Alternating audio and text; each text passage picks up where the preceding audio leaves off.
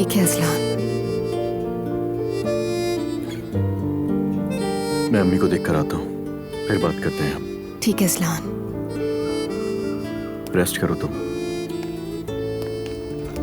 भाई कहाँ थे भाई? मुझे फिक्र हो रही थी। अंकल के पास गया था कुछ बात करने के लिए। अजलान, दुआ ने माफी मांगी? किस चीज की माफी? भाई, दुआ को अम्मी बाबा से माफी मांगनी चाहिए। देखो, वरना यह मसला कभी भी हल नहीं होगा।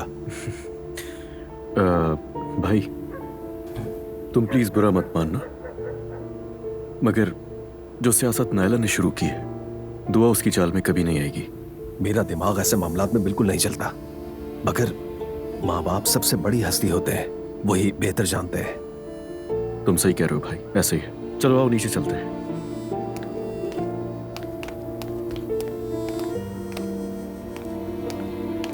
साथ दे रहा है मेरा।